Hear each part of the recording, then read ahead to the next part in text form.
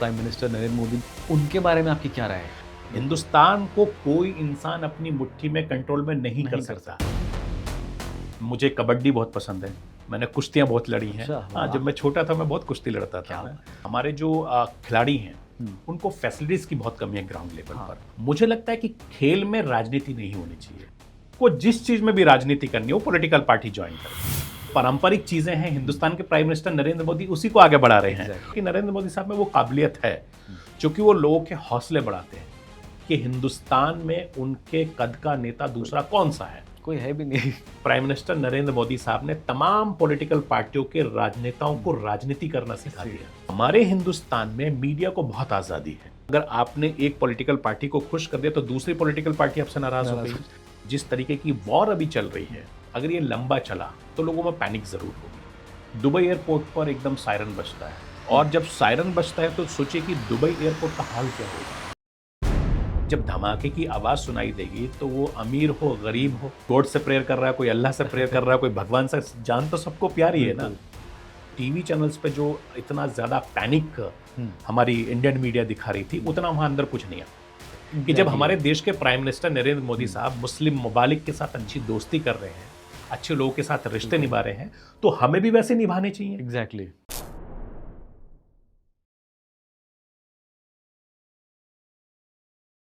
Hello everyone, आज का episode ज़रा ख़ास है। जैसे कि अभी तक आपने हमारे एपिसोड्स में देखा था कि हम एथलीट्स और कोचेस को लेके आते थे। आज हम लाए हैं एक दिग्गज मीडिया पर्सनालिटी जिसके पास 25 साल से भी ज़्यादा जर्नलिज्म और न्यूज़ का एक्सपीरियंस है। राष्ट्रवाद और राष्ट्र की आवाज़ जैसे प्राइम टाइम शो के एंकर रह चुके हैं। भारत न्यूज़ मीडिया ग्रुप के CEO और editor in chief mister Sarfaraz Saifi. और मज़े की बात यह है कि ये फंस गए थे दुबई में, जो कि अभी एक एक्टिव वॉर जोन है, और वहाँ से इनको जाना था दिल्ली। लेकिन मजबूरी में जब उनको मुंबई आना पड़ा तो हमने इनको तुरंत धर दबोचा और ले आए अपने पॉडकास्ट में। तो Saifi sir, welcome to our podcast. हमारे इस छोटे से पॉडकास्ट में आने से आपने 4 चांद लगा दिए। और इससे पहले आप कुछ बोलो, मैं आपसे एक चीज़ पूछना चाहता हूँ। आप अभी अभी दुबई से लौटे हो, जो कि एक एकदम हीटेड वॉर जोन है, तो वहाँ का आपका एक्सपीरियंस कैसा रहा? Aniruddh, thank you so much कि आपने इतने अच्छे प्लेटफॉर्म पे आपने मुझे बुलाया, क्योंकि आपका मैंने जब शो देखा तो मुझे लगा कि मुझे आपसे बात करनी चाहिए और आप रियली बहुत अच्छे एक्टर हैं। मेरी ये मशवरा है कि आप एक्टिंग करें। ऑन कैमरा मैं आपको बोल रहा हूँ। लेकिन हाँ, ये सच है कि चूँकि दुबई में मैं एक ऑफिशियल ट्रिप के लिए गया हुआ था और वहाँ के जो हालात बने वो बहुत ज़्यादा ऐसे हो गए कि हमको खुद को समझ में नहीं आया कि क्या हुआ। सडनली रात को 12:30 बजे हमारे मोबाइल पर यूएई गवर्नमेंट की तरफ से एक अलर्ट आता है कि मिसाइल का अटैक होने वाला है, आप लोग सेफ सिक्योर हो जाओ। तो आप सोचिए कि मैं होटल के 56 फ्लोर पर मौजूद था। अब वो अलार्म बजते ही चले गए, कंटिन्यू बजते ही चले गए, तो जो हमारे साथ के लोग थे वहाँ एकदम होटल से नीचे निकलने के लिए लोग भागने लगे। तो अफरा तफरी मच गई थी होटल्स के भीतर। तो मुझे भी सडनली फ़ोन आने शुरू हो गए कि यार दुबई में अटैक हो रहा है, दुबई में अटैक हो रहा है। फिर हमारे इंडियन टीवी चैनल्स आप जानते ही हैं। तो रात जैसे तैसे हमने काटी, पता चला कि अभी सिचुएशन अंडर कंट्रोल है, लेकिन हम लोगों ने फिर रात भर अपने होटल्स के, यानी 5 स्टार होटल्स के बाहर ज़मीन पे बैठ के हमने गुजारी। और फिर वापस लेट अर्ली मॉर्निंग हम वापस अपने होटल्स में गए। तो जब मैं सोया तो सुबह को टीवी चैनल्स के जो हमारे साथी हैं, जो अदर चैनल्स में काम करते हैं, उन्होंने मुझे लगातार फ़ोन करना शुरू किया कि दुबई में अटैक हो गया है, सैफी तुम ठीक हो, क्या हो? मैंने कहा मैं तो ठीक हूँ, मैं तो सो के उठा हूँ। तो बोले हमें तो पता चला कि सब कुछ उड़ गया है। तो मैंने बस सोते सोते ही, मैं नींद में था, मैंने उनको दिखाया कि देखो मैं बिल्कुल ठीक हूँ, सामने मेरे बुर्ज खलीफा, ये भी ठीक है, मैं भी सही सलामत हूँ।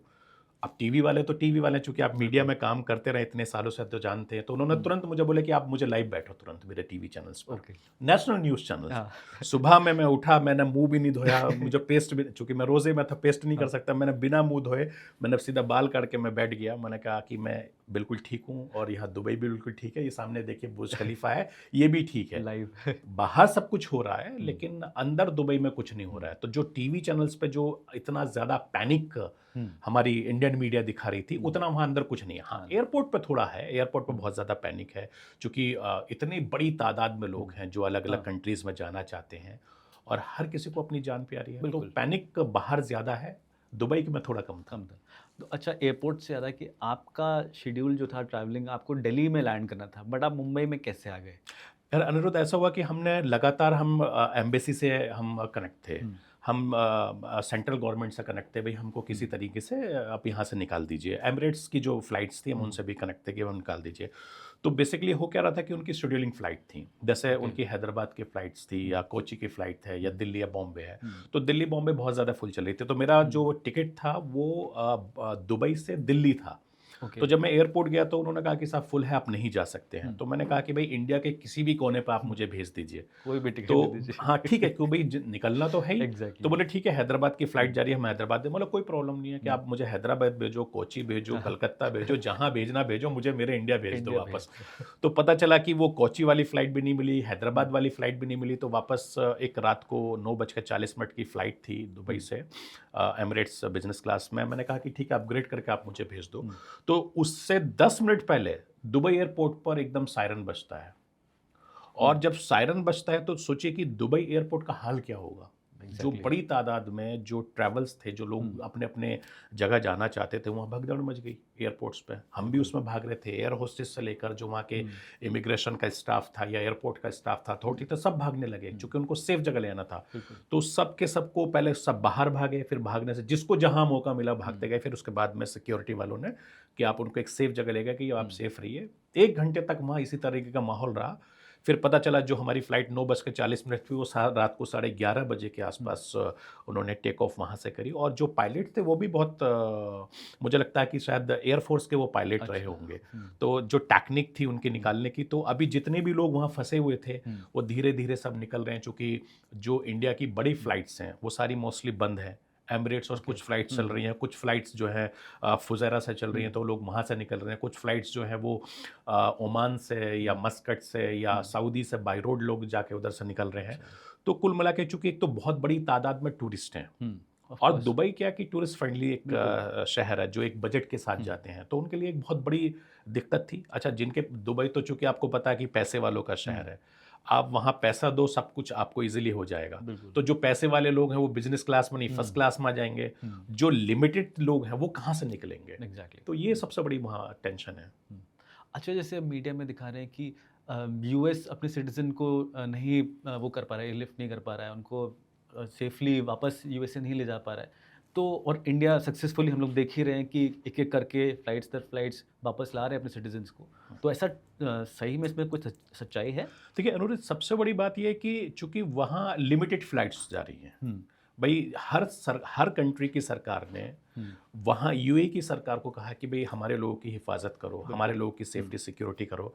लेकिन यूएई सरकार जितना कर सकती है करेगी। हुँ, जब एयर स्पेस बंद है तो कहाँ से निकलेंगे लोग? बिल्कुल। जिसको जहाँ मौका मिल रहा है वो निकल रहा है। ओके। कोई लेफ्ट होके जा रहा है, कोई राइट होके जा रहा है, सब हुँ, ये सोच रहे हैं कि अपने देश जाएँ, अपने घर हुँ, जाएँ, अपने वतन जाएँ, अपनों के बीच में जाएँ। जैसे मैंने बिल्कुल। बताया कि मैं खुद फँसा हुआ था। हुँ, मेरे साथ के 2 लोग थे। हुँ, वो सुबह की फ्लाइट से उनको मौका मिल गया, वो दिल्ली पहुँच गए। हुँ, मुझे शाम की फ्लाइट से मौका मिला, मैं बॉम्बे आ गया। हुँ, तो बेसिकली जब वॉर ज़ोन होता है तो वहाँ हिफ़ाज़त करना अपने हाथ में है। हुँ, बिल्कुल। सरकार आपको अलर्ट कर सकती है, सरकार आपको दिशा हुँ, निर्देश दे सकती है, एम्बेसी आपको दिशा निर्देश दे हुँ, सकती है, लेकिन आपको टेक केयर खुद करना पड़ेगा। बिल्कुल, आपने देखा होगा कि इज़राइल में भी जितने बंकर हैं, बंकरों के अंदर भी लोग छुपे हुए वहाँ तक बिल्कुल। मारे जा रहे हैं। हुँ, तो एटलीस्ट इस मामले में दुबई फिर भी सेफ है, हुँ, चूँकि दुबई में जितना था, लोगों ने अपनी जान बचाई, जिसको जैसा मौका मिल रहा है वो निकल रहे हैं। हुँ, जहाँ तक भारतीय गवर्नमेंट की बात है, तो हिंदुस्तान की सरकार, हिंदुस्तान के प्राइम मिनिस्टर नरेंद्र मोदी लगातार ये कोशिश कर रहे हुँ, हैं कि सरकारों के ज़रिए कि वहाँ के जो हमारे भारतीय भाई-बहन हुँ, हैं वहाँ, चाहे वो घूमने गए हों,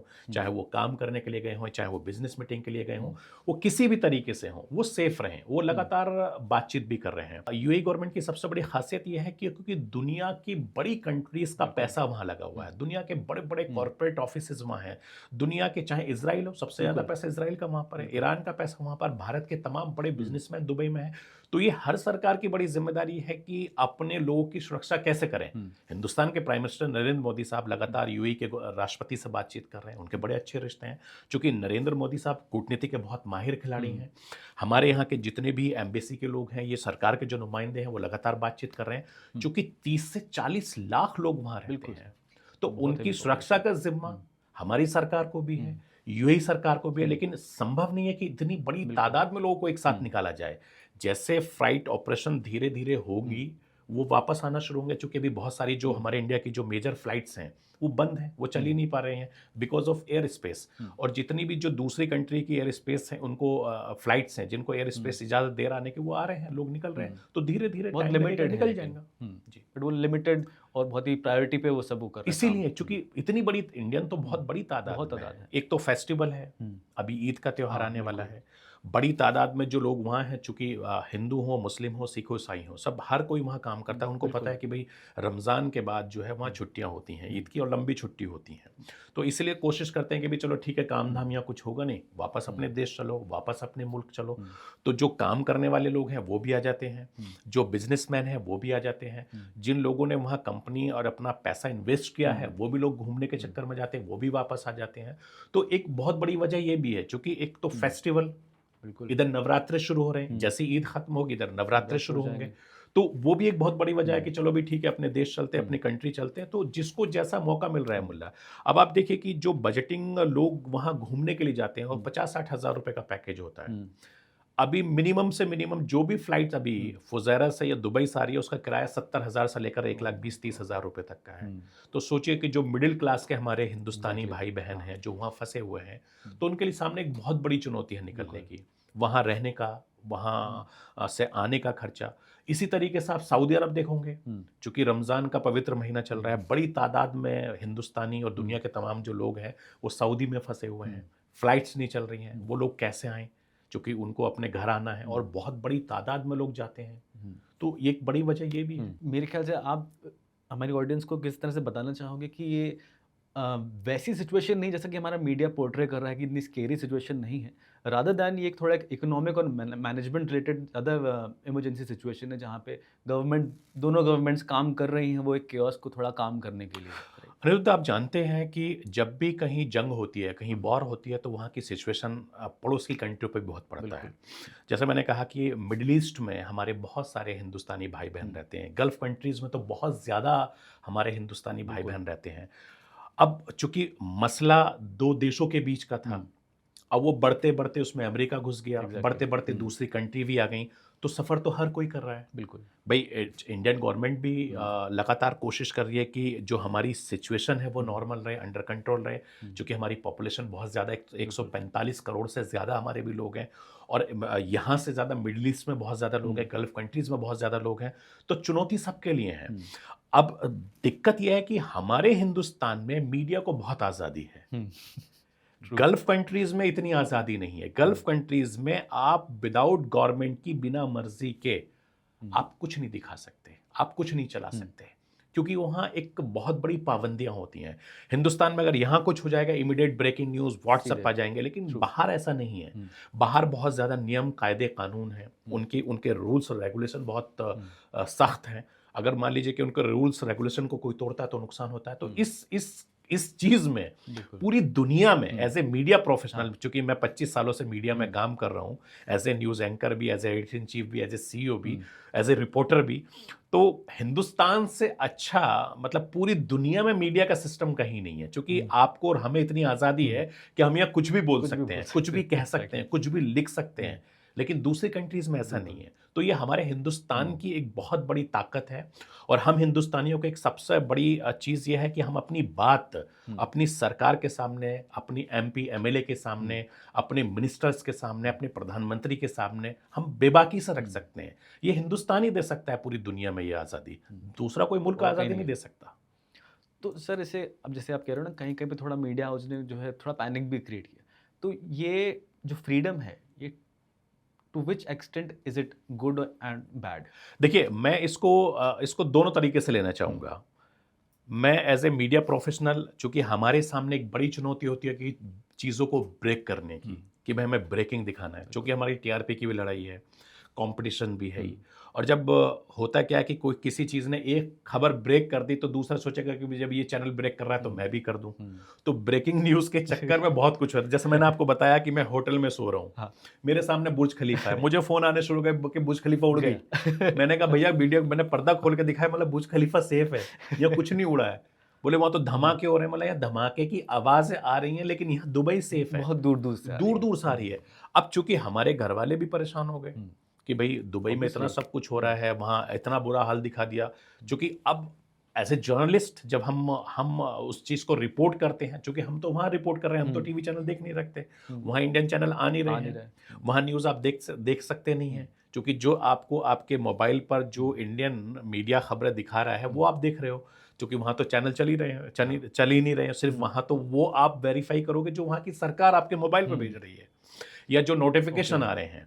तो वहाँ यहाँ की चीज़ें बड़ी दिक्कत है। जैसे मैंने बताया कि मेरे तमाम मीडिया के साथी इतने ज़्यादा परेशान हो गए, चूँकि उनको मालूम था कि मैं हूँ यहाँ पर, और फिर मुझे वापस जब एक चैनल को मैंने लाइव दे दिया हमारे साथी, तो बाकी जो टीवी चैनल्स वाले साथी थे उनको भी लाइव देना पड़ा। तो वो भी कह रहे यार हम तो देख रहे थे कि यहाँ पर सब कुछ ऐसा हो गया। मैंने उनको बाकायदा वीडियो करके, बाकायदा लाइव करके मैं दिखा रहा हूँ कि देखो यहाँ सब कुछ ठीक है, ऐसा कुछ नहीं है। हाँ, इतना ज़रूर है कि लोगों में थोड़ा डर है, माहौल है, चूँकि नेचुरल जंग है, जंग I think, होती है। बिल्कुल। और चूँकि मैं खुद सोचिए कि मैं जब इतने ऊंची फ्लोर पर था, 56 फ्लोर पर मौजूद हूँ, मुझे खुद को सलाह इंडिया से बैठ के दी जा रही है कि भाई साहब आप ऊपर से 56वें फ्लोर से जाके नीचे आ जाओ। नीचे आ जाओ, 20 पे आ जाओ। तो पता चलने वाला 20 फ्लोर पर तो यहाँ ऑफिस होते हैं, 25 फ्लोर तक तो वहाँ पर ऑफिस बनाए जाते हैं, अच्छा। उसके बाद रेजिडेंट्स होते हैं, उसके बाद में फिर गेस्ट्स। होटल सब बनाते हैं।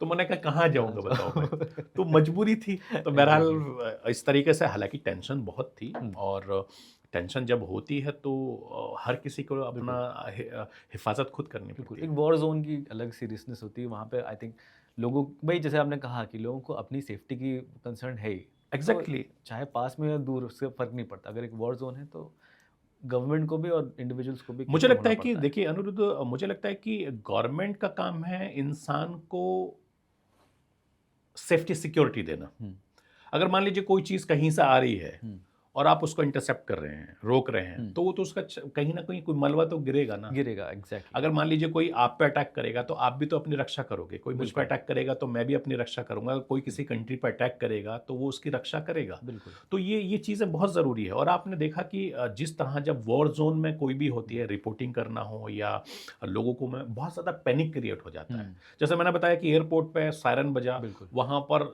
जो बेचारे लोग थे वो भागने शुरू हो गए। उसमें समझदार पढ़े लिखे लोग भी थे, ऐसा तो नहीं कहा कि बिल्कुल। बेचारे कोई बिल्कुल लोअर क्लास के थे। सोचो 7 सब स्टार में लोग थे। रहने भाग रहे हैं, 5 स्टार में रहने वाले भाग रहे हैं, तो वहाँ जो खुद अधिकारी हैं वो भाग रहे हैं। जान तो सबको प्यारी है ना। बिल्कुल। भाई जब धमाके की आवाज़ सुनाई देगी तो वो अमीर हो, गरीब हो, 5 स्टार में सोने वाला हो, 7 स्टार में सोने वाला हो, वो सब बराबर हो जाते हैं। बिल्कुल। हमने तो देखा कि जो बहुत पैसे वाले भी लोग थे, जो हर तबके के लोग थे, वो अपनी जान बचा रहे थे। हम देख रहे थे कि लोग अपने अपने स्टाइल में अपने भगवान को, अपने खुदा को, अपने ईश्वर को याद कर रहे हैं। कोई गॉड से प्रेयर कर रहा है, कोई अल्लाह से प्रेयर कर रहा है, कोई भगवान से। जान तो सबको प्यारी है ना। बिल्कुल। जब होटल से भाग रहे थे तो जिस लिफ्ट में थे, उस लिफ्ट में हर तबके के लोग थे, हर जगह के लोग थे, हर कंट्री के लोग थे। तो सबको अपनी जान प्यारी है, सब अपने तरीके से अपने ईश्वर को, खुदा को याद कर रहे थे। तो जान तो भाई हर किसी को प्यारी है। तो ये तो कंट्री का मसला है। बिल्कुल। तो कंट्री पर अगर कोई अटैक करेगा तो हर कंट्री अपने आप को बचाएगी। आई थिंक यहाँ पे एआई का भी बहुत मिसयूज़ किया गया। जब मैं कह रहा हूँ जैसे कि आपने बुर्ज खलीफा पर अटैक, ऐसे बहुत सारे वीडियो उस समय वायरल हुए जहाँ पे लोगों ने एआई से ऐसे वीडियोस बना रखे थे। उसकी वजह से भी ये सब चीज़ें बहुत ज़्यादा कहते हैं पैनिक जो है ना वो बहुत एक्सेलरेट हो गया। आपने बिल्कुल ठीक कहा। और जिस तरीके से डिजिटल मीडिया, सोशल मीडिया ने एक पूरा माहौल बना रखा है। और एआई आज की तारीख में आप देखो कि मैं ये देखता हूँ कि जैसे मैं टीवी चैनल में काम करता हूँ, आप मीडिया इंडस्ट्री में काम करते हैं, हम और आप भी शायद न्यूज़ नहीं देख पाते। मेरे घर में, दिल्ली वाले घर में या बॉम्बे वाले घर में टीवी में रिचार्ज नहीं है, सोचिए आप। मैं टीवी में काम करता हूँ और ये सच्चाई है। मैं जब अपने केबिन में जाता हूँ तो मेरे केबिन में सारे 10-12 टीवी चैनल्स चल रहे होते हैं। मैं उनको सिर्फ जितनी देर देखता हूँ, वरना मेरा सारी खबरें मुझे हमारे ऑफिस में आती है। आप ये देखिए कि जो सोशल मीडिया है उस पर हर किसी के पास है। बिल्कुल। अब वो आदमी वेरीफाई नहीं करेगा कि भाई ये सही है, गलत है, क्या, बस उसको अरे या ऐसा हो गया, अरे जैसा आपने ठीक कहा। और एआई ने तो और ही कमाल कर दिया। अभी तो आने वाले वक्त में एआई और ज्यादा मजबूत हो रहा है, क्योंकि डिजिटल मीडिया जिस तरीके से पूरी दुनिया पर हावी हो रहा है, और आने वाले वक्त भी वही है। बिल्कुल। और डिजिटल मीडिया के जरिए, सोशल मीडिया के जरिए तो आप सोच सकते हैं कि भाई हर कंपनी हो, बड़े बड़े बिजनेसमैन हो या कोई भी कॉर्पोरेट हाउसेज हो, एआई के जरिए, डिजिटल मीडिया के जरिए, सोशल मीडिया के जरिए खेल रहा है। मैं हमेशा इस बात को अनिरुद्ध, इसको दो तरीके से मैं लेता हूँ। क्योंकि मैं डिजिटल मीडिया पर रिसर्च स्कॉलर हूँ, मैं इसको हमेशा कहता हूँ कि ये दो धाली तलवार है। बिल्कुल। आप इसको सीधा लोगे तो ये सीधा चलेगी, इसको हाँ। जरा सा आपने टेढ़ा करा तो बिल्कुल। होगी। तो आप इसको जिधर मर्जी चला दो, इसको नेगेटिव चलाना है तो ये बहुत तेजी से चलेगा, बिल्कुल। पॉजिटिव चलाना है तो वो आपके ऊपर है। हुँ, क्योंकि हर कोई इस समय हुँ, सोशल मीडिया के लिए बहुत मजबूर है। आप ये देखो, घर की महिलाएं पहले टीवी पे सीरियल देखती थी, हुँ, आजकल सब मोबाइल पर हैं। उनको जो खबरें चाहिए, जो सीरियल चाहिए या जो उनको रील्स चाहिए, अब तो छोटे छोटे बच्चे भी, हाँ, आपके बिल्कुल, हमारे बच्चे भी, उनके मोबाइल हाथ में जाएगा, पहले रील देखेंगी। बिल्कुल। अब उनको ये नहीं पता कि ये हुँ, सही है या गलत है, हुँ, ये ऑथेंटिक है कि नहीं है, बस उनको कि ये इंस्टाग्राम हाँ, पर आ गया या फेसबुक पर आ फिर गया या ट्विटर पर आ गया या व्हाट्सएप यूनिवर्सिटी कुछ भी आ कहते हैं। गया। तो ये तो मजबूरी है अब एग्ज़ैक्टली, इनकी। हाँ। और ये आज आजकल जो रील का ज़माना, जैसा हुँ, जिस चीज़ पे आप और मैं बात कर रहे हैं, हुँ, आप ये देखेंगे कि ये कितने सारे ऐसे लोग होंगे, इसी पॉडकास्ट की जो चीज़ें हैं, हुँ। वो निकाल कर वायरल कर देंगे। बिल्कुल, बिल्कुल करेंगे। बहुत सारे ऐसे लोग होते हैं और कभी-कभी वो कॉन्टेक्स्ट आउट ऑफ कॉन्टेक्स्ट वाली कुछ बाइट भी को कर भी सकते हाँ, हैं। वो कहीं से भी अपना एजेंडा निकालने के लिए उसको वायरल कर मैं दिया वही कह जाता रहा है। हूँ कि भाई मान एग्ज़ैक्टली। लीजिए कि जो जो लोग आपको पसंद करते हैं या नहीं पसंद हुँ, करते हैं, या लोग जो मुझे पसंद करते हुँ, हैं नहीं पसंद हुँ। करते हैं, वो अपना एक हिस्सा काटेंगे, 30 सेकंड लगाएंगे, हाँ। वायरल कर देंगे, भैया आप करते रहो कि भाई देखो अनिरुद्ध ने ये बोला, सरफराज सैफी ने बोला। तो ये तो सोशल मीडिया का ज़माना बिल्कुल। है और ये चीज़ें और आगे बढ़ेंगी हुँ, और बहुत ज़्यादा बढ़ेंगी। चूँकि मैंने जैसे कहा कि मैं तो ब्रांडिंग पर और डिजिटल मीडिया हुँ, पर रिसर्च स्कॉलर हूँ, हुँ। तो हम देखते हैं कि हमारे सामने बहुत सारी चीज़ आती है, तो हम भी कई बार कन्फ्यूज़ होते हैं कि यार ये चीज़ सही है या गलत है। बिल्कुल। फिर हमें उसमें जाना पड़ता है कि हुँ, हाँ, ये चीज़ सही है या गलत है। तो ये तो बहुत मुश्किल है और आने हुँ। वाले टाइम में तो ये और बहुत तेज़ी से होगा। बिल्कुल। नहीं सर वैसे but you are a journalist तो कहीं न कहीं आपको वो आपके पास वो टूल्स हैं, आपके पास वो इंटेलेक्ट है चीज़ों को वेरीफ़ाई करने का। बट नॉर्मल ऑडियंस को, नॉर्मल जनता को वो टूल्स और कहना चाहिए कि वो अर्जेंसी नहीं होती कि उस चीज़ को वेरीफ़ाई भी करें। तो मैं वही पूछना चाहता हूँ कि सर आप इतने सारे बड़े मिनिस्टर्स, लॉ मेकर्स के साथ आप उठते-बैठते हो। तो डोंट यू थिंक कि हमारे पास एक ऐसी बॉडी होनी चाहिए, गवर्निंग बॉडी होनी चाहिए जहाँ इसको कंट्रोल किया जा सके? देखिए, हिंदुस्तान इतना बड़ा मुल्क है, यहाँ कंट्रोल करना बड़ा मुश्किल काम है। आप हुँ, पाबंदियाँ लगा राइट, सकते हैं, बिल्कुल। चूँकि हमारा देश हुँ, आर्टिकल 19 पर फ्रीडम ऑफ स्पीच हुँ, देता है। आपको और मुझे बोलने की आज़ादी है, जो हुँ, दूसरी कंट्रीज़ में नहीं है। मैं आपको एक छोटा-सा एग्ज़ाम्पल देता हूँ। आपको याद होगा किसान आंदोलन हुआ था। हुँ, मैं एक बड़े न्यूज़ चैनल में रात को 9 बजे का एक शो करता था। हुँ, प्राइम टाइम शो था, बड़ा हुँ, फ़ेमस वो शो था। तो मैं जब वो शो करने के लिए जाता था, चूँकि मैं खुद वेस्टर्न यूपी से बिलॉन्ग करता हुँ, हूँ। तो किसान आंदोलन, चूँकि मैं किसानों के बीच में रहा हुँ, हूँ, हमारे वो किसान भाई-बहन, हाँ, उनके बीच में हमने उनकी लाइफ़ स्टाइल, लिविंग स्टाइल हुँ, हमने खुद ने देखी है, चूँकि बिल्कुल। हमारा बचपना हुँ, खेतों में गुज़रा है, गाँव में गुज़रा हुँ, है, शहरों में गुज़रा है, दिल्ली, बम्बई तो हम बाद में आए हैं। सोचिए, किसान आंदोलन के दौरान मेरे बहुत बड़े पोस्टर लगे, आपने देखे हुँ, होंगे वो पोस्टर, और वो इतने हुँ, ज़्यादा पोस्टर लग गए कि मेरे, रजत शर्मा जी के, सुधीर चौधरी जी के, हुँ, अर्नब गोस्वामी जी के पोस्टर लगे और ऊपर लिख दिया मोदी के दलाल, डॉगी नंबर 1, डॉगी नंबर 2, हुँ, डॉगी नंबर 3 और वो, और उस पर बड़ा वायरल हुँ, हो गए वो। अब उसका खामियाज़ा ये हुआ कि वो फ़ोटो वायरल इतने ज़्यादा हो गए हुँ, कि घूमते-घामते मेरे घर पहुँच गए। ओह! हुँ, मेरे घर वाले भी टेंशन में आ गए, सारे ग्रुपों में चलने लगे, हुँ, सारे सोशल मीडिया पर चलने लगे। अब आप ये सोचिए कि एज़ ए जर्नलिस्ट मुझे हुँ, रात को शो करना है और हम फ्रेश माइंड से अपने शो में जाते हैं करने के लिए। उससे बिल्कुल। पहले वो मेरे पास आ गया। मैं भी बहुत देर टेंशन में रहा। मैंने हुँ, अपने जो हमारे साथी थे, मैंने उनको कहा कि यार ये तो बड़ा मामला ख़राब है, ये तो हुँ, क्या करना है यार, इसको बचाओ। हुँ, तो आप ये देखो कि जिन किसानों के बीच में हम रहे, जिन हुँ, किसान भाइयों के बीच में हमने पले-बड़े हैं, बिल्कुल। पढ़ाई-लिखाई करी है, हुँ, उनके दर्द-दुःख को जानते हैं, तो पता ये चला कि साहब आप जो है किसानों के बारे में गलत दे रहे हैं। तो मैंने कहा भई मेरा काम है एंकरिंग करना, एग्ज़ैक्टली। हुँ, चैनल क्या चलाता है वो उनसे बात करो। मेरा जो काम है मैं काम करके चला हुँ, जा रहा हूँ। तो फिर जो किसानों के बड़े नेता थे उन्होंने बोला, अरे यार ये तो हमारा ही बच्चा है, हुँ, इसका काम है ये नौकरी हुँ, करने का, तो इसको क्यों निशाना बना रहे हो? हुँ, जब मर्ज़ी आता था बोले चलो इसके दफ्तर चल दो, घेर लो वहाँ पर। ओह! तो हम गाड़ी बदल-बदल के जाते थे अच्छा। दफ्तर। तो हुँ, ये सिचुएशन है। तो आप ये देखो कि मैंने कहा ना कि सोशल मीडिया हुँ, आज की तारीख में दो धारी तलवार है। बिल्कुल। आपको बहुत मुश्किल हुआ, मैं हुँ, बहुत टाइम तक नहीं गया। हुँ, मुझे लगा कि अगर ये वेस्टर्न यूपी आएगा तो हम इसके साथ ये करेंगे, वो करेंगे। तो ओह! बहुत टाइम के बाद मैं फिर हुँ, गया तो मुझे बहुत सारे लोग मुझे बोले, यार आपने तो बड़ा बवाल काटा था। हुँ, तो मैंने बोला, भाई मेरा काम था वो। एग्ज़ैक्टली वो काम है। मेरा काम था, वो हुँ, मेरा पेशा है। भई जैसे एक डॉक्टर ने एमबीबीएस किया, वो हुँ, डॉक्टर बन गया, एक इंजीनियर ने एग्ज़ैक्टली। पढ़ाई की, वो इंजीनियर बन गया, एक लॉयर ने पढ़ाई की, हुँ, वो एक एडवोकेट बन गया। मैंने जर्नलिज़्म की पढ़ाई की, मैं हुँ, जर्नलिस्ट हूँ। तो ये मेरा पेशा है, ये मेरा हुँ, काम है कि मैं मीडिया प्रोफ़ेशनल हूँ। बिल्कुल। तो आपको इतना ज़्यादा उसमें सोचने की ज़रूरत ही नहीं हुँ, पड़े। तो फिर बाद में उनको समझ में आया, चूँकि देखो बड़े शहरों के जो लोग हैं, पढ़े-लिखे लोग समझ जाते हैं। हुँ, जो हमारे जो दूसरे हुँ, भाई-बहन हैं, जो मिडल क्लास हुँ, है, लेयर लेयर 2, लेयर 3, हुँ, उनको समझाना बड़ा मुश्किल काम है। बिल्कुल। उनको तो भई जो कह दिया वो ठीक है। हाँ। उनको आप समझा ही नहीं हुँ, पाओगे। आप उनके सामने कितना ही बोल हुँ, लोगे। आप चाहे, मैं तो हमेशा ये बात बोलता हूँ कि हमारे हिंदुस्तान के प्राइम मिनिस्टर नरेंद्र मोदी साहब ने लोगों को राजनीति करना सिखा दिया कि एटलीस्ट हाँ। कम से कम जो तमाम जो पॉलिटिकल पार्टीज हैं हम्म, वो उनसे राजनीति करना सीख गई, उनसे हाँ। सोशल मीडिया का इस्तेमाल करना हाँ, सीख ये गई, तो है। उनसे डिजिटल मीडिया का इस्तेमाल करना सीख गई। तो एटलीस्ट एटलीस्ट जो हमारी पॉलिटिकल पार्टियां हैं या डिजिटल मीडिया है या सोशल मीडिया है, हाँ। तो अलग अलग तरीके से कई बार हम जाते हैं तो लोग हमको कहते हैं अरे गोदी मीडिया आ गई। अब क्या हाँ, उनको बोलोगे आप उनसे एग्जैक्टली। लड़ाई नहीं कर सकते, झगड़ा बिल्कुल। नहीं कर सकते। तो उनको बहुत तरीके से समझाना पड़ता है, बोले नहीं तुम तो ऐसा बोलते थे अरे ऐसा है, तुम हाँ, तो ऐसा बोलते थे तुम तो ऐसा है। तो ये एक हाँ। ज़माना है, चूँकि अब लोग टीवी चैनल बहुत हम्म। कम जाके सोशल मीडिया पर टीवी सोशल चैनल देख मीडिया, रहे हैं। एग्जैक्टली, सोशल मीडिया को अपना न्यूज़ का सोर्स बना लिया ना लोगों ने। एग्ज़ैक्टली। और लोगों को क्या है ना, लोगों को लगता है कि हाँ, एक एंकर अगर कुछ बोल रहा है तो वो ये नहीं देखते कि वो फैक्ट्स है, वो ये इतना वेरीफाई नहीं कर रहे, वो कहते हैं उसका एक पर्सपेक्टिव है, ये उसका पॉइंट ऑफ व्यू है, ये ओपिनियन है। आप देखिए जो मीडिया में हमारे जो दूसरे साथी थी, बड़े-बड़े नाम थे, हम्म, आज वो टीवी चैनल में नहीं है। बिल्कुल। डिजिटल मीडिया पर अपना हम्म, बहुत अच्छा काम कर रहे हैं हम्म, वो, और लोगों ने उनको उस तरीके से देखा। हम्म, आप देखिए कि कितने अच्छे लोग हैं जो अच्छा काम कर रहे हैं, सोशल मीडिया पर, डिजिटल मीडिया पर बहुत अच्छा काम कर रहे हैं हम्म, और टीवी चैनल वालों से ज़्यादा नाम कमा रहे हैं, बिल्कुल। उनसे वो तो ज़्यादा है। अच्छा पैसा कमा रहे हम्म, हैं, उनसे ज़्यादा अच्छी इज्जत कमा रहे हैं, हम्म, क्योंकि उन्होंने अपना एक मुकाम बनाया। देखिए, दिक्कत ये है कि हमको क्या है कि टारगेट हमारा क्या है, हम्म, हमको किस ऑडियंस को टारगेट करना है, ये डिपेंड करता है। हम्म, वो टीवी चैनल भी करता है, वो सोशल मीडिया वाले भी करता है, इन्फ्लुएंसर भी करता है और हम्म, बाकी लोग भी करते हैं कि हमारे टारगेट ऑडियंस क्या है, हम्म, हम किस पे जाएं। भाई बहुत सारे बिल्कुल। लोगों को स्पोर्ट्स पसंद है, हम्म, बहुत सारे लोगों को क्राइम पसंद है, हम्म, बहुत सारे लोगों को पॉलिटिकल पसंद है, बहुत सारे लोगों को फिल्मी दुनिया बहुत पसंद है, हम्म, बहुत सारे लोगों को बिजनेस पसंद है। तो वो तो अपने टाइप की न्यूज़ देखेगा ना। बिल्कुल। भाई अगर मान लीजिए कि मुझे पॉलिटिकल न्यूज़ पसंद है तो मैं हम्म, पॉलिटिकल देखूंगा, हम्म, मुझे एंटरटेनमेंट पसंद है तो मैं एंटरटेनमेंट में जाऊंगा, मुझे अगर स्पोर्ट्स पसंद है तो मैं स्पोर्ट्स पर जाऊंगा, बिल्कुल। मुझे मुझे अगर अगर बिजनेस पसंद है तो मैं बिजनेस पर काम करूंगा। तो ये तो हम्म, अपना है, और टीवी चैनल हर किसी को मौका देता है। हाँ।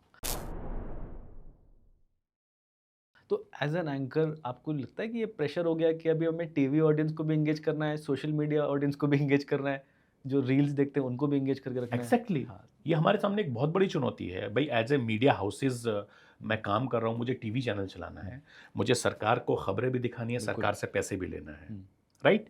जब मैं सरकार की खबरें दिखाऊंगा तो सरकार पैसा देगी, जब हम्म, सरकार पैसा देगी तो वहाँ 250-300 लोग जो इन हाउस काम करते हैं उनको पैसा उनको मिलेगा, मिलेगा। उनका घर चलेगा। तो पैसे तो कॉरपोरेट्स और सरकार से ही आएंगे, बिल्कुल। और वो तब तक नहीं आएंगे जब तक आप अच्छी खबरें नहीं हम्म, दिखाओगे।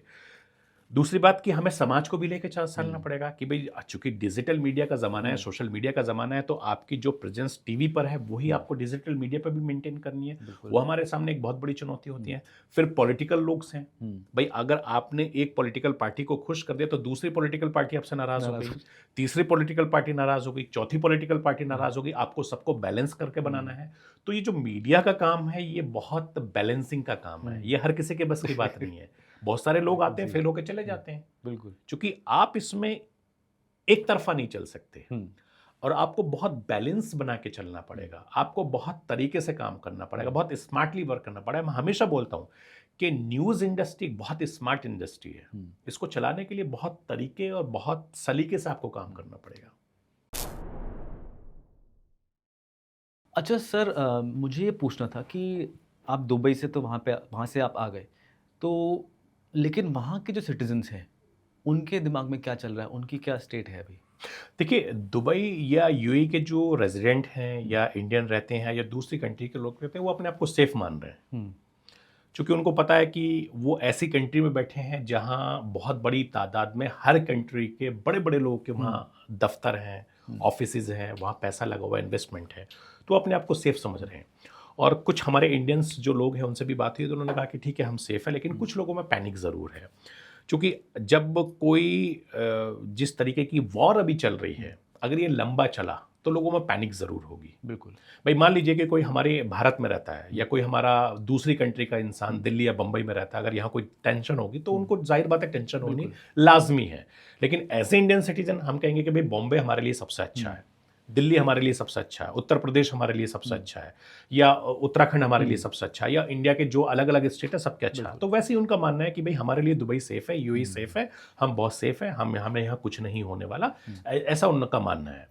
तो ये उनकी मेंटेलिटी है। लेकिन कुछ लोगों का मानना ये है कि ठीक है, क्योंकि ये टेंशन हुई है तो हमें कुछ सोचना पड़ेगा, तो विकल्प 2 भी वो लोग सोचेंगे। डिपेंडिंग कि कितनी देर ये वॉर चलती है। एग्जैक्टली और मुझे लगता है कि जिस तरह का माहौल अभी है, ये माहौल आसानी से शांत होने वाला नहीं है, क्योंकि जो लोग ईरान का इतिहास जानते हैं वो जानते हैं कि वो लड़ने वाली कौम है और वो लड़ेगी, और वो इतने आराम से पीछे हटने वाली नहीं है, क्योंकि वहाँ की आवाम के अंदर बहुत लड़ने का जज्बा है।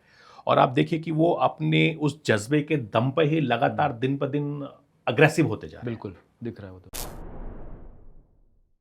अच्छा सर, जैसे कि आप हमारे mister prime minister Narendra Modi ji के ऊपर लगभग आई थिंक 1000 से ऊपर ये प्राइम टाइम एपिसोड्स कर चुके हो, जी, तो उनके बारे में आपकी क्या राय है? देखिए, हिंदुस्तान के प्राइम मिनिस्टर नरेंद्र मोदी साहब हमारे देश के एक बहुत सशक्त नेता हैं, और ये बात मैं एज ए इंडियन सिटीजन भी कह रहा हूँ, एज ए जर्नलिस्ट भी कह रहा हूँ, और एज ए मीडिया प्रोफेशनल से लेकर एज ए रिसर्च स्कॉलर भी कह रहा हूँ। चूंकि नरेंद्र मोदी साहब की खासियत ये है कि वो एक तो बहुत डाउन टू अर्थ हैं, ज़मीन से जुड़े हैं, उन्होंने बहुत ग्राउंड लेवल पे काम किया है, उन्होंने संगठन में बहुत बड़े लेवल पे काम किया है, उसके अलावा फिर उसके बाद उन्होंने दिल्ली में बहुत काम किया है। मीडिया के साथ उनके तालमेल बहुत अच्छा रहा। शुरू में जब दिल्ली में वो काम करते थे तो मीडिया के साथ कैसा उनका तालमेल है वो बहुत अच्छे से जानते हैं। इसके बाद वो चीफ मिनिस्टर है। आप सोचिए कि जो इंसान 20 साल चीफ मिनिस्टर रहा हो, 10 साल से ज़्यादा वक्त उन्होंने संगठन के साथ दिल्ली में काम किया हो, ग्राउंड लेवल पे काम किया हो, स्टेट दर स्टेट काम किया हो, उनको हर ज़िले के बारे में, हर स्टेट के बारे में बहुत डीपली नॉलेज है, क्योंकि उन्होंने बहुत काम किए हैं। फिर वो एज ए चीफ मिनिस्टर उन्होंने 20 साल काम किया, एज ए प्राइम मिनिस्टर वो 11 साल से काम कर रहे हैं। आप मुझे बताइए अनुरुद्ध कि हिंदुस्तान में उनके कद का नेता दूसरा कौन सा है? कोई है भी नहीं। ठीक है, बिल्कुल। जो जमीनी नेता थे, जैसे मुलायम सिंह यादव जी थे, जमीनी नेता थे, उनको अपने उत्तर प्रदेश के गांव-गांव के लोगों के नाम याद थे। या शरद पवार जी हैं, अब चूंकि उनकी तबीयत ठीक नहीं रहती, शरद यादव थे, लालू प्रसाद यादव थे, ये जमीनी नेता थे। लेकिन इस वक्त मौजूदा टाइम में जैसे ममता बनर्जी पश्चिम बंगाल में अच्छा काम कर रही हैं, वो अच्छा काम जानती है, लेकिन हिंदुस्तान के प्राइम मिनिस्टर नरेंद्र मोदी के कद का नेता पूरी हिंदुस्तान में कोई नहीं है, क्योंकि उनको ये मालूम है कि एडमिनिस्ट्रेशन कैसे चलाना है, पॉलिटिकल पार्टीज को कैसे डील करना है, अपने कार्यकर्ताओं को कैसे करना है, उनको मीडिया को कैसे टैकल करना है, वो बहुत अच्छे से जानते हैं। क्योंकि इसलिए जानते हैं क्योंकि एक तो वो नीचे से उठे हैं और उनको हर चीज़ की बहुत डीपली नॉलेज है। उनको ये मालूम है कि इस समय हमारे देश को किस चीज़ की ज़रूरत है। वो अपनी टीम के साथ पहले ही एक्टिव हो जाते हैं। आपने देखा कोरोना में कितने बड़े मुल्क को, हिंदुस्तान जैसा 145 करोड़ का देश, उसको टैकल करना बहुत मुश्किल काम था। हम लोगों को लग रहा था कि हिंदुस्तान में लॉकडाउन नहीं लगेगा, हिंदुस्तान के लोगों को आप काबू में नहीं कर पाओगे, लेकिन प्रधानमंत्री नरेंद्र मोदी जी ने अपील करी, पूरे लोगों ने उनका साथ दिया और सब लोगों ने उस बुरे वक्त को बड़े प्यार से निकाल दिया। इसी तरीके से जो वॉर जोन चल रहा है अभी, मुझे लगता है कि हिंदुस्तान के प्राइम मिनिस्टर नरेंद्र मोदी साहब की जो कूटनीति है, उस कूटनीति के जरिए बहुत तरीके से इसको भी पार पा ले जाएंगे, चूंकि उनको सूझबूझ का बहुत तरीका है, उनकी जो टीम है वो बड़ी परिपक्व है। इसीलिए आपने देखा कि उन्होंने जैसे ही उनको पता चला कि बहुत ज़्यादा टेंशन बढ़ने लगी है, उन्होंने कैबिनेट की मीटिंग्स बुलानी शुरू कर दी, एक के बाद एक मीटिंग्स बनाई, तमाम जो मिनिस्टर्स हैं उनको डायरेक्शन दे दिया कि आप अपने अपने तरीके से आप लोगों को टैकल करो। उनकी पार्टी के तमाम लोग, छोटे से लेकर बड़े लोग, सब लग गए मैनेज करने में। तो आप ये देखिए कि उनकी एक काबिलियत है। उनके कद का कोई नेता इसलिए नहीं है क्योंकि उनको बहुत तजुर्बा है। अच्छा, उनको बहुत अच्छी बात यह है कि उनको, जैसे ममता बनर्जी उनसे नाराजगी रखती हैं, लेकिन ममता बनर्जी उनको राखी भी बांधती हैं, उनको कपड़े भी गिफ्ट करती हैं, तो उनके ऐसे रिश्ते हैं।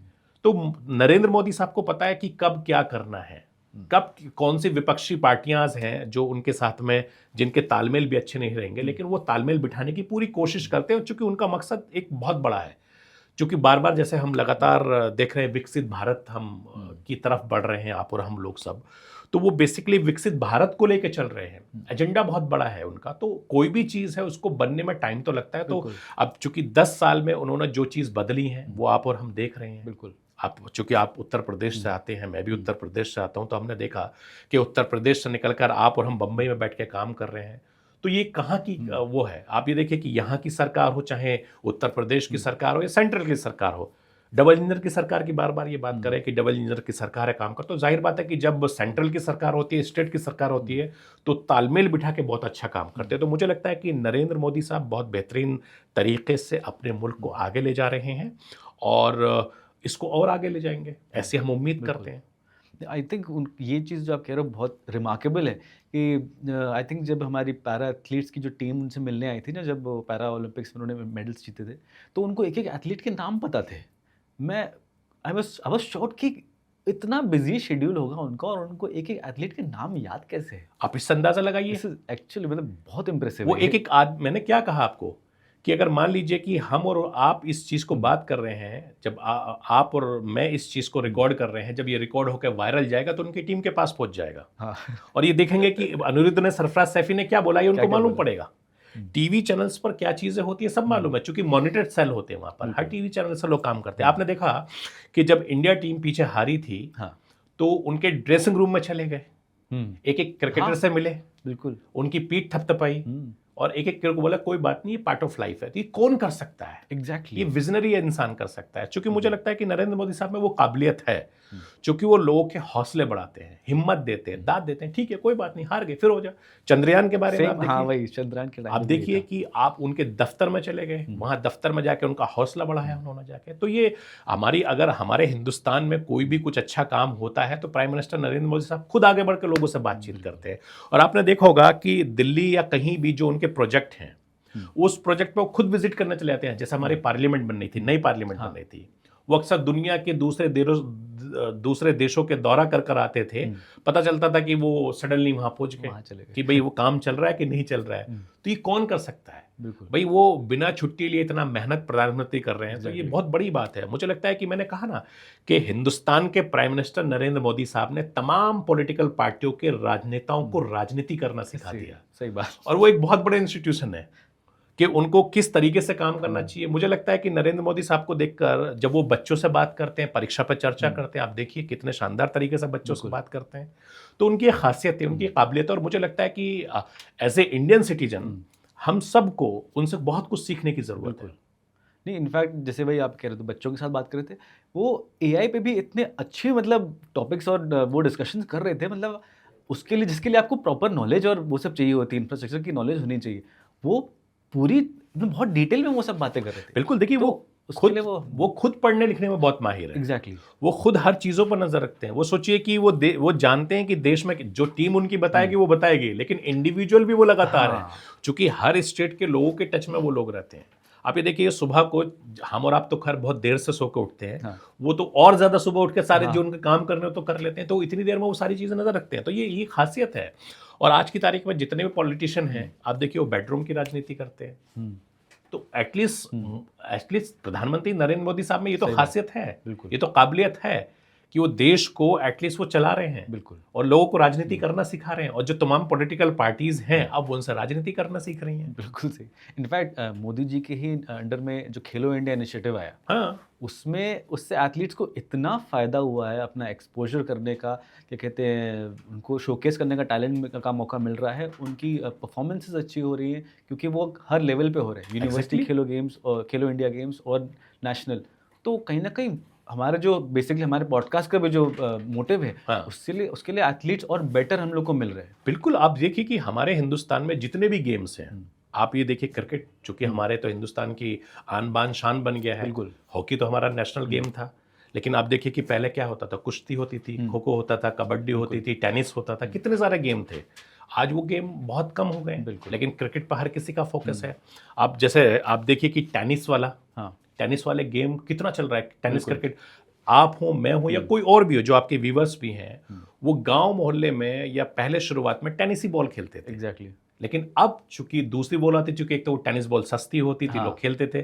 जैसे आप और हम जानते हैं कि जितने भी बड़े क्रिकेटर्स हैं जो इंटरनेशनल खेल चुके हैं, वो टेनिस से ही खेलते थे। सब टेनिस के, चूंकि गली मोहल्ले में एक तो सस्ती आती थी और 2-2 5-5 रुपए डाल के उसको खरीदते थे और खेलते थे।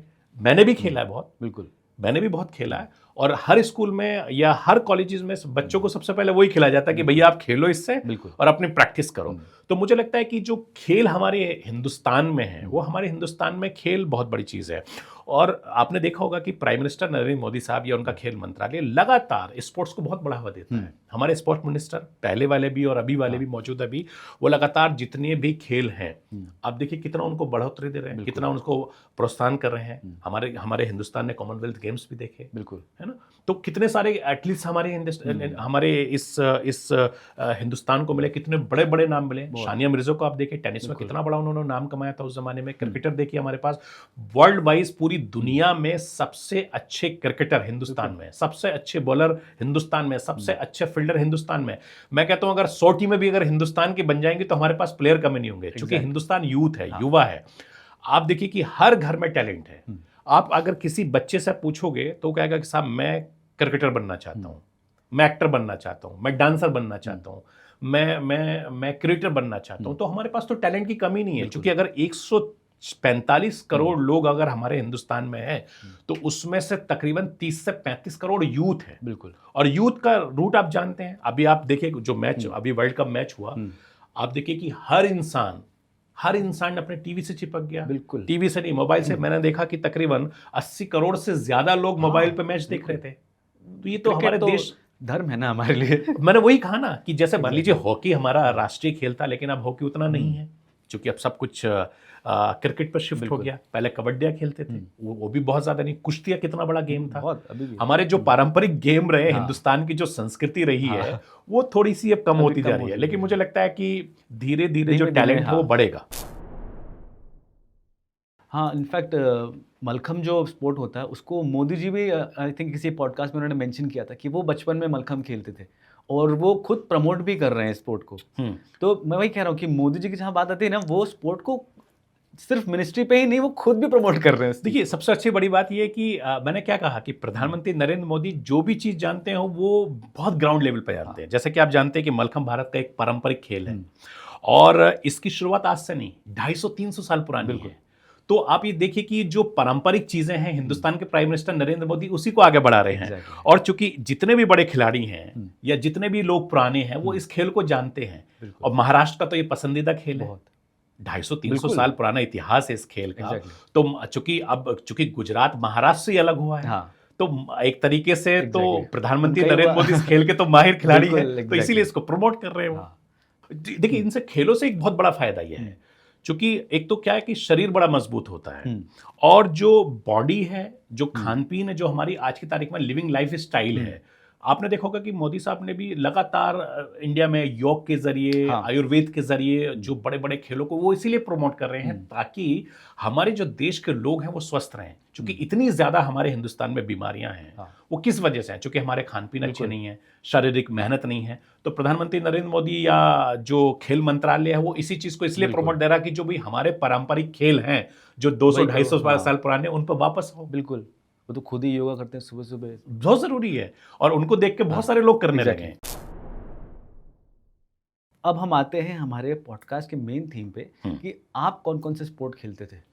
यार मुझसे अगर पूछा जाए अनुरिध, मैं आपकी तरह तो अच्छा खिलाड़ी नहीं हूँ, लेकिन हाँ ये है कि मुझे क्रिकेट बहुत खेलना पसंद है। क्रिकेट हमने खेला ही होगा। मैंने अपने स्कूल में, कॉलेज में हमने टेनिस से बहुत क्रिकेट खेला हुआ है और मेरा पसंदीदा गेम है। मैं ऑलराउंडर भी रहा हूँ, अपनी टीम का कैप्टन रहा हूँ, मैं बहुत अच्छी बॉलिंग और बैटिंग भी जानता हूँ और अभी भी। लेकिन यह है कि अभी मौका नहीं मिलता। जब हम रिपोर्टिंग करते थे तो हमारा दिल्ली पुलिस के साथ मैच होता था। अच्छा। तो उस मैच को हम लोग खेलते थे, या हमारे जो जर्नलिस्ट साथी के मैच होते हैं हम खेलते थे। चूंकि अब टाइम भी नहीं मिलता और वक्त भी कम होता है तो इसलिए अब खेल नहीं पाते। लेकिन हाँ, जब भी कभी मौका मिलेगा तो मेरा पसंदीदा खेल क्रिकेट है, मैं ज़रूर खेलूंगा। लेकिन यह है कि अब एक्सरसाइज के नाम पर चूंकि इतना वक्त भी नहीं मिलता, मैं खुद एक्सरसाइज नहीं कर पाता। बट मुझे स्विमिंग बहुत पसंद है, मुझे कबड्डी बहुत पसंद है, मैंने कुश्तियाँ बहुत लड़ी हैं। हाँ, जब मैं छोटा था मैं बहुत कुश्ती लड़ता था मैं, तो मैंने कुश्ती बहुत खेली है। तो मुझे अभी तो फिलहाल जो मौका मिलता है तो मैं स्विमिंग बहुत कर लेता हूँ, क्योंकि मैच वैच में इतना वक्त नहीं मिल पाता। लेकिन हाँ, जब भी फ्यूचर में कभी मुझे क्रिकेट खेलने का मौका मिलेगा तो मैं ज़रूर खेलूँगा। और मुझे चूंकि स्पोर्ट्स की बहुत मज़ा आता है, स्पोर्ट्स में मैं स्पोर्ट्स को बहुत एंजॉय करता हूँ। और खुद पसीना बहाने में जो मज़ा है ना, वो टीवी पे देखने में मज़ा नहीं है। तो मैं आपके पॉडकास्ट के जरिए आपके व्यूअर्स को ये कहना चाहूँगा कि आप स्पोर्ट्स देखें ज़रूर, लेकिन स्पोर्ट्स खेलें भी। और जो भी आपका पसंदीदा खेल है वो आप ज़रूर खेलें। उससे क्या है कि आपको बड़ा बेनिफिट मिलेगा। एक्चुअल में एक तो शारीरिक फिटनेस बहुत अच्छी रहेगी और दूसरा ये कि आपकी जो मेंटली ग्रोथ है वो बहुत अच्छी रहेगी। बिल्कुल, रिफ्लेक्सेस, मेंटल एजिलिटी बहुत बन जाती है। और टेनिस क्रिकेट से मुझे एक और बात याद आई कि tennis cricket association of India जो है वो E11 बैश करके एक premium authentic tennis cricket league launch करने जा रही है। और इतना बड़ा यूनिवर्स है टेनिस क्रिकेट का, ये मुझे खुद नहीं पता था।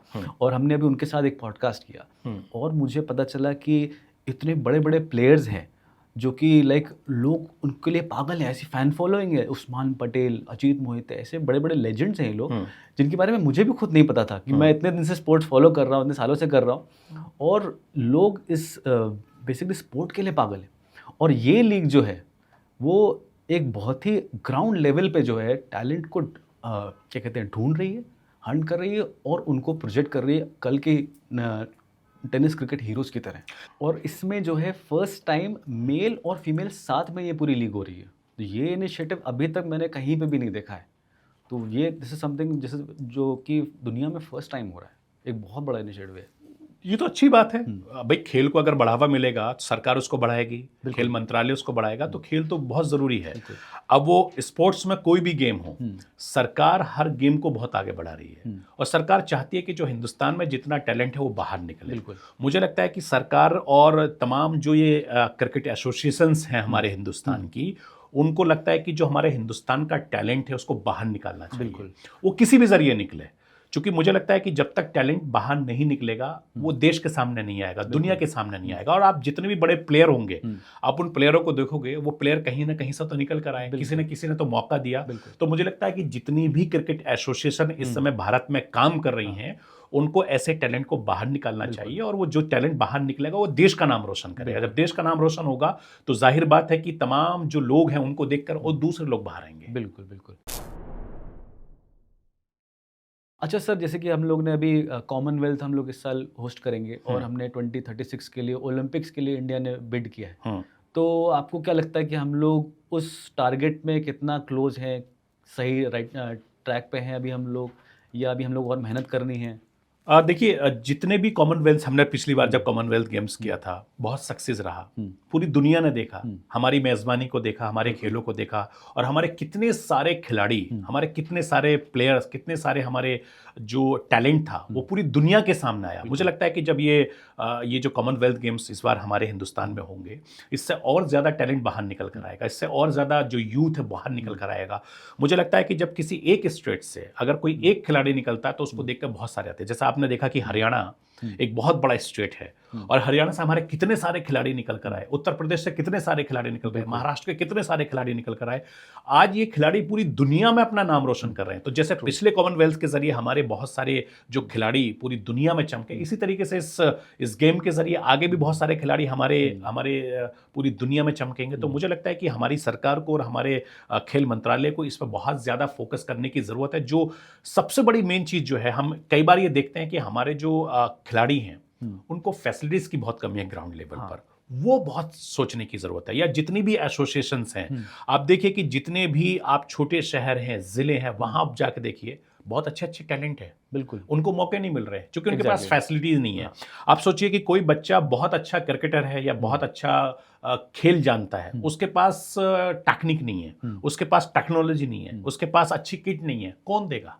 एग्जैक्टली भाई अगर उनको कोई मौका मिलेगा तो दुनिया में नाम रोशन करेंगे। आप जितने भी खिलाड़ी हैं, जैसे मैं इरफान पठान, यूसुफ पठान का जिक्र करना चाहूंगा, वो मस्जिद में क्रिकेट खेलते थे, मस्जिद से निकलकर वो कहाँ बने? मोहम्मद शमी को आप देखिए कहाँ खेलते थे, बिल्कुल गांव खेड़ा में खेलते थे, आज वो एक वर्ल्ड लेवल पर नाम किया। इसी तरीके से रोहित शर्मा को देखिए, सचिन तेंदुलकर को देखिए, बहुत सारे ऐसे, MS धोनी को देखिए, या अभी जो करंट सिनेरियो में जितने नए लड़के अभी मैच खेल रहे हैं, जो गली मोहल्ले से निकल कर आए हैं, उन्होंने वर्ल्ड वाइज अपना नाम किया है। तो आज की तारीख में चूंकि फैसिलिटी है, लेकिन जब आप छोटे शहरों में जाओगे, जब आप छोटे शहरों में देखोगे, तो उनके पास आज भी बहुत ज्यादा अभाव की कमी है और ये सच्चाई है। और चूंकि उनके पास अच्छे स्टेडियम नहीं है, उससे उनके पास अच्छे प्रैक्टिस करने के लिए नेट नहीं है, उनके पास अच्छी पिच नहीं है, अगर उनको फैसिलिटीज मिल जाएं तो हिंदुस्तान का नाम रोशन वो वापस दुनिया में करेंगे जैसे बाकी खिलाड़ी करते रहेंगे। बिल्कुल। तो आपको क्या लगता है, क्या अप्रोच होनी चाहिए गवर्नमेंट की या एसोसिएशंस की इस चीज़ को ठीक करने के लिए? देखिए, मुझे लगता है कि ग्राउंड लेवल पर सरकार को सोचना चाहिए। ग्राउंड लेवल पर जो एसोसिएशन हमारे देश में काम कर रही हैं, उनको सोचना चाहिए। क्योंकि टैलेंट हर कहीं है। टैलेंट आपको गाँव में मिलेगा, शहर में मिलेगा, कस्बे में मिलेगा, ज़िले में मिलेगा, स्टेट में मिलेगा, मेट्रो शहर में भी मिलेगा। अब आप सोचिए कि बम्बई जैसा इतना बड़ा शहर है, आप क्रिकेट के खिलाड़ी को कहाँ ढूँढने जाओगे? बिल्कुल, गली-गली में आपको क्रिकेटर मिलेगा। एग्ज़ैक्टली। हर आदमी सचिन तेंदुलकर, विराट कोहली, आपका रोहित शर्मा बनना चाहता है। हर आदमी बनना चाहता है। हर आदमी संजू सैमसन बनना चाहता है। बिल्कुल। हर आदमी इरफान पठान, मोहम्मद शमी बनना चाहता है। लेकिन उनको मौका भी तो मिले ना। बिल्कुल। आप मौका ही नहीं मिलेगा। आप स्टेट लेवल पर जाओगे तो वहाँ एक अलग तरह की राजनीति, आप सेंट्रल लेवल पर जाओगे तो एक अलग तरह की राजनीति, आप एसोसिएशन में जाओगे तो एक अलग तरह की राजनीति। मुझे लगता है कि खेल में राजनीति नहीं होनी चाहिए। एग्ज़ैक्टली। मुझे लगता है कि क्रिकेट में या खेल में, कोई भी खेल हो, उस गेम में राजनीति नहीं होनी चाहिए। गेम को राजनीति से दूर रखा जाए ताकि जो एक्चुअल टैलेंट है वो पूरी दुनिया के सामने निकल कर आएंगे। तो जब गेम में पॉलिटिक्स होती है, गेम में जो राजनीति होती है, तो टैलेंट दब जाता है। आई थिंक ये पॉलिटिक्स की वजह से जो आप कह रहे हो ना, यहाँ पे आई थिंक एक गेम में जो बहुत सफ़र कर रहा है वो है फुटबॉल। आई थिंक बिल्कुल। हम लोग जो हमारी क्या कहते हैं इंडियन सुपर लीग है, वो जी। बहुत स्ट्रगल कर रही है सिर्फ चुनिंदा अपने प्लेयर्स को सिलेक्ट करने में और उस लीग को सस्टेन करने में। और वहीं हम देख रहे हैं कि नॉर्थ ईस्ट में आई थिंक उड़ीसा में एक बहुत बड़ा स्टेडियम बन रहा है फुटबॉल के लिए सिर्फ। तो कहीं ना कहीं वो एक इम्बैलेंस है जैसे मैंने create हो कहा ना, गया है। आप देखिए, अब जब गल्फ कंट्रीज में जाओगे तो फुटबॉल वहाँ का एक मेन गेम है। एग्जैक्टली। कितना पैसा उन पर खर्च किया था, उनके खिलाड़ियों पर कितनी फैसिलिटीज दी जाती हैं। हमारे हिंदुस्तान में उस तरह की फैसिलिटीज नहीं है। जो अच्छा फुटबॉलर है, जो अच्छा खेलना चाहता है, उसको वो फैसिलिटी ही नहीं मिलेंगी तो कहाँ खेलेगा वो? बिल्कुल। भाई एक अच्छे अच्छे अगर अगर मान लीजिए कि गांव में खेलने वाले एक अच्छे खिलाड़ी को अगर उसको स्टेडियम नहीं मिलेगा तो कहाँ खेलेगा वो? तो प्रधानमंत्री नरेंद्र मोदी खेलो इंडिया के जरिए यही तो कोशिश कर रहे हैं कि जो हमारे देश का टैलेंट है वो बाहर निकले। भाई टैलेंट कहाँ से निकलेगा? जानिए, आप बातचीत कर रहे हैं, आपके इस पॉडकास्ट को बहुत सारे खिलाड़ी देखेंगे, उनकी हौप जागेगी, उनको लगेगा कि चलो कम से कम किसी प्लेटफॉर्म पर हमारी बात तो ही। अनिरुद्ध ने हमारे हमारे क्रिकेट के बारे में, हमारे खेल के बारे में बात तो की, आपने किसी एसोसिएशन के बारे में बातचीत तो की। क्योंकि जब आपके पास टैलेंट होगा, वो कहाँ दिखाओगे? घर में तो बैठ के नहीं दिखाओगे ना। बिल्कुल। आपको इसके ग्राउंड चाहिए, आपको उसके लिए एक किट चाहिए, आप उसके लिए एक मैदान चाहिए, उसके लिए लोग चाहिए। तो वो जब नहीं होंगे तो कहाँ से होगा? तो प्रधानमंत्री नरेंद्र मोदी या स्टेट्स गवर्नमेंट्स या सेंट्रल गवर्नमेंट या एसोसिएशन यही तो चाहती हैं। लेकिन उसमें भी राजनीति अगर होगी तो कहाँ से आगे बढ़ेंगे हमारे प्लेयर्स? फिर वहीं पे टैलेंट पीछे हो जाता है। मैं हमेशा एक बात बोलता हूँ कि जिसको जिस चीज में भी राजनीति करनी है वो पॉलिटिकल पार्टी ज्वाइन करे। खेल में पॉलिटिक्स ना करें। बिल्कुल। किसी भी चीज में, किसी भी इंडस्ट्री में पॉलिटिक्स ना करें। क्योंकि मुझे लगता है कि पॉलिटिक्स करने से एक तो समय बर्बाद होता है, दूसरी बात यह कि टैलेंट बर्बाद होता है, पैसा बर्बाद होता है। जिसको भी पॉलिटिक्स करनी है वो राजनीतिक पार्टियां खुली भी हैं, आप उनमें चले जाओ। बहुत सारी पॉलिटिकल पार्टियां नहीं है तो अपनी पार्टी खुद बना के उसमें काम कर लो। अभी हुआ ना वही पॉलिटिकल केस हो गया कि जब ये लोग ट्रॉफी मंदिर में लेके गए तो उसमें इशू कर दिया कि मंदिर में क्यों लेके गए ट्रॉफी को, जो वर्ल्ड कप की क्रिकेट में स्पोर्ट्स। देखिए, सबका अपना अपना नजरिया है और उसमें हम और आप कुछ नहीं बोल सकते। क्योंकि ये देश जो है हमारा, जो हिंदुस्तान है हमारा, जो भारत है, ये बहुत खूबसूरत मुल्क है। यहाँ की तहजीब, यहाँ की संस्कृति, यहाँ कोई नहीं कुछ कर सकता। क्योंकि आज भी आप देखेंगे कि अभी जैसे ही अभी रोज़े चल रहे हैं तो रोज़े इफ्तार में तमाम समुदाय के लोग एक जगह जाकर लोग रोज़े इफ्तार रहे हैं। इसके बाद जैसे ही रोज़े ख़त्म होंगे तो आप नवरात्रि शुरू हो जाएंगे, लोग उनका एहतराम करेंगे। होली आई, उसका एहतराम करने लगे। उसके बाद में ईद आएगी, सब मिलजुल के। तो ये हिंदुस्तान है। हिंदुस्तान को कोई इंसान अपनी मुट्ठी में कंट्रोल में नहीं कर सकता, क्योंकि यहाँ की संस्कृति का हिस्सा है। जिस इंसान ने हिंदुस्तान में पानी पी लिया या जो हिंदुस्तान में जिसने जन्म ले लिया, वो यहाँ की संस्कृति को नहीं भूल सकता, यहाँ की मिट्टी को नहीं भूल सकता। क्योंकि यहाँ की मिट्टी एक ऐसी मिट्टी है जो हर धर्म को, हर समाज को, हर तबके को अपने साथ लेके चलेगी। बहुत लोग हैं जो नफरत की राजनीति करते हैं, नफरत फैलाते हैं, वो बहुत लंबे समय के नहीं चल पाते।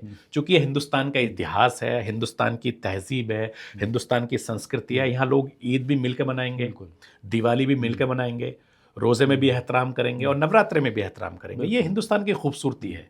इसीलिए तो कहते हैं सारे जहां से अच्छा हिंदुस्तान हमारा।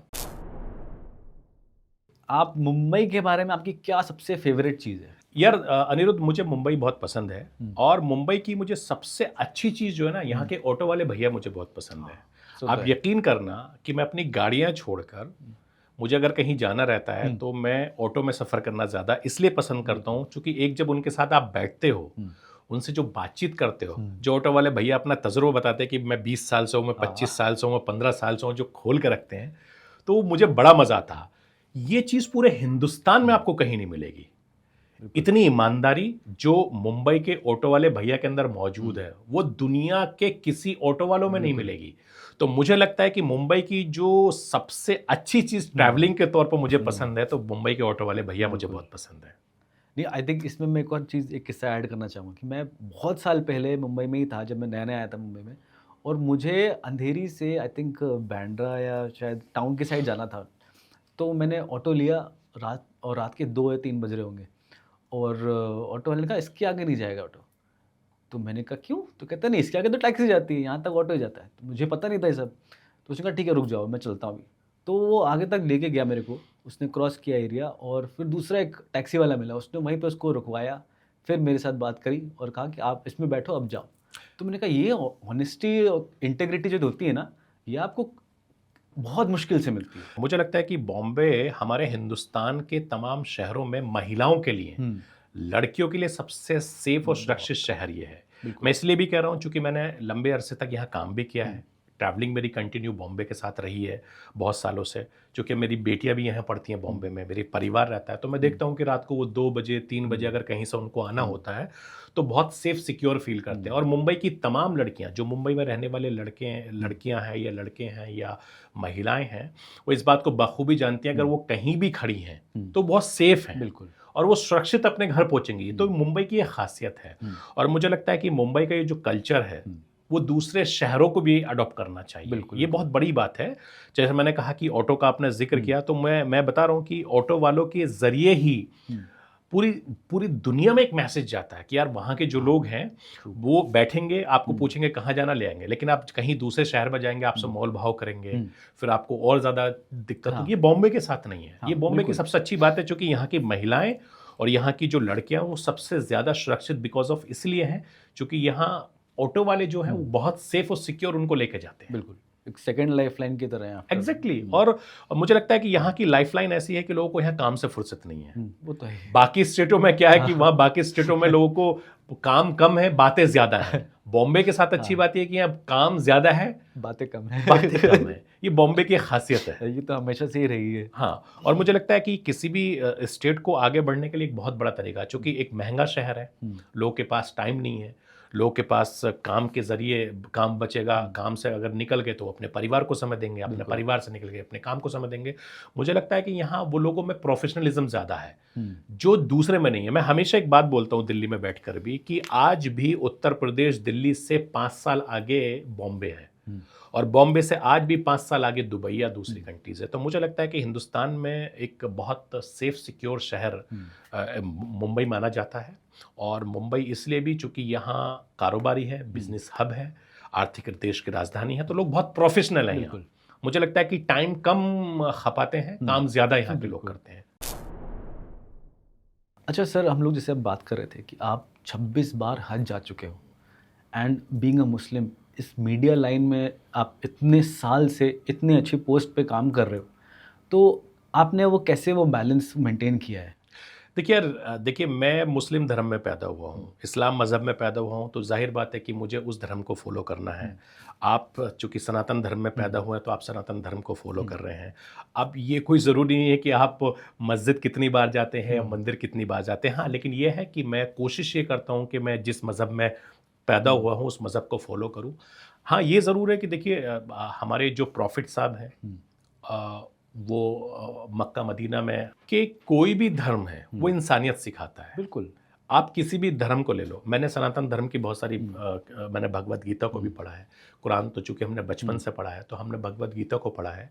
हमारे जितने भी जो दोस्त हैं जो सनातन धर्म से ताल्लुक़ रखते हैं, हमारे साथ बैठते हैं, हम उनसे पूछते हैं, वो हमसे हमारे बारे में पूछते हैं। मैं ऐसे बहुत सारे लोग हैं, जैसे कई मेरे बड़े साथी हैं जो संगठन आरएसएस के बड़े करीबी हैं। जब मैं उनके साथ बैठता हूं तो एक अलग हवा उनका बना कर रखा कि आरएसएस ऐसा करता है, आरएसएस ऐसा करता है। उनके दिमाग में रखता है कि मुस्लिम सहते हो ऐसे होते हैं, सिख समुदाय ऐसे होते हैं, ये ऐसे होते हैं। लेकिन आप जब साथ बैठोगे, जब आप एक टेबल पर बैठोगे तो आपको पता चलेगा यार सारे धर्म तो एक जैसी बात सिखाते हैं। और मुझे लगता है कि इंसानियत से बड़ा कोई धर्म नहीं है। जैसे आप अपनी बेटी के लिए जिम्मेदार हैं, अपनी बीवी के लिए जिम्मेदार हैं, उसी तरीके से ऊपर वाले ने जो हमको पैदा किया है, जिस धर्म में पैदा किया है, आपको फॉलो करना चाहिए। अगर मान लीजिए मैं सनातन धर्म में पैदा होता तो मैं सनातन धर्म को फॉलो करता, अगर आप इस्लाम मजहब में पैदा होते तो आप इस्लाम मजहब को फॉलो करते। तो ये तो हमारी मर्जी नहीं है, ये तो हम जहां पैदा हुए हैं, जिस धर्म में पैदा हुए उसको फॉलो करना हमारी जिम्मेदारी है, लेकिन दूसरे धर्म की इज्जत करना हमारा पहला फर्ज है। थैंक यू सर, ये एक्चुअली बहुत अच्छी चीज़ है जो लोगों को आई थिंक आजकल समझ में नहीं आती, और ये चीज़ को हम लोग जितना ज़्यादा हाईलाइट करें, जितना ज़्यादा लोगों को स्प्रेड करें, उतना ज़्यादा अच्छी चीज़ है। आप देखिए, जैसे कि बहुत सारे हमारे साथी मिलते हैं, आप चूंकि जिस प्रदेश से आप और हम आते हैं, या वहाँ लोगों में देखें तो लोगों में एक अलग तरह का क्यूरियोसिटी होता है। आप पॉलिटिकल पार्टीज को देखिए, आप हिंदुस्तान के प्राइम मिनिस्टर नरेंद्र मोदी साहब को देखिए, उनके मुस्लिम कितने सारे दोस्त हैं। बहुत है, बहुत। अभी ग्रैंड मुफ्ती साहब के साथ जब वो मुलाकात कर रहे थे, अपने हाथ में हाथ लेके चले गए। बिल्कुल है, सैयदना फैमिली साहब के साथ उनके कितने अच्छे रिलेशन हैं। बहुत सारे असली मुस्लिम्स लोग हैं जिनके प्राइम मिनिस्टर नरेंद्र मोदी साहब की बहुत अच्छी दोस्ती है। इस्लामिक मुल्कों के जो चीफ हैं, बिल्कुल, उनके साथ कितनी अच्छी प्रधानमंत्री नरेंद्र मोदी साहब की दोस्ती है। ये तो हमारे देश की जनता को सोचना चाहिए कि जब हमारे देश के प्राइम मिनिस्टर नरेंद्र मोदी साहब मुस्लिम ममालिक के साथ अच्छी दोस्ती कर रहे हैं, अच्छे लोगों के साथ रिश्ते निभा रहे हैं, तो हमें भी वैसे निभाने चाहिए। एग्जैक्टली। उनकी अच्छाइयां भी तो देखिए ना आप। भाई आप किसी के बारे में आप नेगेटिव चीज उठा लेते हैं, लेकिन आप अच्छी चीज भी देखिए। तो ऐसे बहुत सारे लोग हैं, आपके अंदर बहुत सारी अच्छाई होंगी जो मुझे अपने अंदर लागू कर लेनी चाहिए, मेरे अंदर बहुत सारी अच्छाई होंगी जो आपके अंदर आपको लागू कर लेनी चाहिए, या जो आपके व्यूअर्स देख रहे हैं। मुझे लगता है कि इंसान की सिर्फ अच्छाइयां फॉलो करनी चाहिए, बुराइयों से दूर होना चाहिए, और यही हमें हर धर्म, हर समाज, हर तबका यही सिखाता है। अच्छा सर, जैसे कि आपने बताया कि आपने ब्रांडिंग में रिसर्च की हुई है, तो मैं जानना चाहता हूँ जैसे कि आजकल के जो हमारे एथलीट्स हैं, वो लोग स्ट्रगल करते हैं मीडिया प्रेजेंस बनाने में, सोशल मीडिया पे, तो कहीं ना कहीं उनको फॉलोअर्स चाहिए ताकि उनको कहीं ना कहीं स्पॉन्सरशिप्स मिले, वो सब चीज़ें हों। तो आप क्या टिप दे सकते हो कि उनको ब्रांडिंग के लिए अपने लिए क्या करना चाहिए? देखिए यार, ये डिजिटल मीडिया एक ऐसा जरिया है कि आपको एक दिन में बहुत बड़ी पहचान दे सकता है, और एक घंटे में आपको नीचे भी उतार सकता है। बिल्कुल। आपकी एक गलती आपको बिल्कुल ख़त्म कर देगी, और आपकी छोटी सी अच्छाइयाँ आपको बहुत आगे ले सकती हैं। मुझे लगता है कि डिजिटल मीडिया, सोशल मीडिया को इस्तेमाल करना बहुत तरीके से आना चाहिए, और ये काम हर इंसान नहीं कर सकता। इसके लिए एक्सपर्टीज़ है। अब मुझसे अगर पूछेंगे सरफराज जी आप बताइए, अब मेरे 25 साल का तजुर्बा है, अब मैं 25 साल का तजुर्बा 5 मिनट में तो दे नहीं सकता exactly. या 5 सेकंड में मैं आपको नहीं बता सकता। ये टिप्स होते हैं। जैसे आपने पढ़ाई करी, जैसे मैंने जर्नलिज्म में 3 साल बैचलर इन जर्नलिज्म किया, फिर मास्टर इन जर्नलिज्म किया, फिर मैंने लॉ किया, फिर मैंने PhD करी। अब मुझसे कोई कहे यार ये 5 मिनट में आप चीज़ बता दो, तो नहीं बता सकता, बिल्कुल, चूँकि उसके लिए एक लंबा वफ़ा मैंने इसमें दिया है, लंबा वफ़ा गुजारा है। फिर 25 साल से मैं ग्राउंड लेवल पे काम कर रहा हूँ। तो बेसिकली ये एक कला है, और ये कला, जैसे आप एडिटिंग के माहिर हैं, आप प्रोमोस के माहिर हैं, मैं कहूँ कि यार मुझे एडिटिंग करना सिखा दो, तो मैं नहीं सीख पाऊंगा एकदम। तो ये टेक्निक होती है, और मुझे लगता है कि जिसकी जो टेक्निक है वो उन्हीं के लिए ठीक है। और ये चूंकि ब्रांडिंग और एक अलग ऐसा गेम है जिसमें आप जितना मर्जी पैसा लगा देंगे, आपको हिट करना रहेगा, हो जाएगा, नहीं होगा नहीं होगा। बिल्कुल। और आप देखो दुनिया की तमाम बड़ी कंपनीज ब्रांडिंग पर बहुत पैसा खर्च करती हैं, लेकिन एजुकेशन के नाम पर आप बड़े बड़े बिल्डर्स को देखो, ब्रांडिंग के नाम पर पानी की तरह पैसा बहाते हैं। बड़ी बड़ी कॉर्पोरेट कंपनीज पानी के नाम पर पैसा बहाते पानी की तरह, कि हमारी कंपनीज की जो चीज़ें हैं वो यहाँ रहे। लेकिन अच्छे लोग मिल जाते हैं, चीज़ें हाइप हो जाती हैं, अच्छे लोग नहीं मिलते, चीज़ें वहीं रह जाती हैं। तो बेसिकली ये एक टेक्निक गेम है, और ये टेक्निक जो है वो एक्सपर्टीज के पास होनी चाहिए।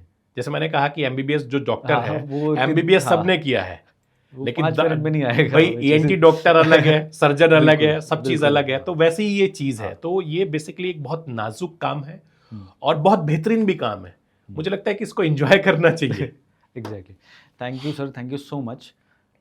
मुझे बस आपसे एक और सवाल पूछना है, इनफैक्ट एक और आपसे रिक्वेस्ट करनी है कि हमारे यूथ के लिए आपके लिए पास क्या मैसेज है? अनिरुद्ध, मेरे लिए एक बहुत सीधा सा मैसेज आपके यूथ को लिए है, जो मैं फॉलो करता हूँ। हमेशा वक्त का पाबंद रहें। टैलेंट को कोई नहीं रोक सकता। मैं हमेशा एक बात बोलता हूँ, जब मैं एज ए इंटर्नशिप मैंने अपना करियर शुरू किया था, ट्रेनी रिपोर्टर रहा हूँ, फिर एंकर बना, सीनियर एंकर बना, एडिटर बना, एग्जीक्यूटिव एडिटर बना, वाइस प्रेसिडेंट बना, एडिटर इन चीफ बना, सीईओ बना। बहता हुआ पानी और टैलेंट कभी नहीं रुक सकता। कामयाबी का कोई शॉर्टकट नहीं होता है। आपको अपनी ईमानदारी से अपने ऊपर मेहनत करनी चाहिए, आपकी जो खामियां उसको दूर करनी चाहिए, और आप अपने लिए मेहनत करते रहें।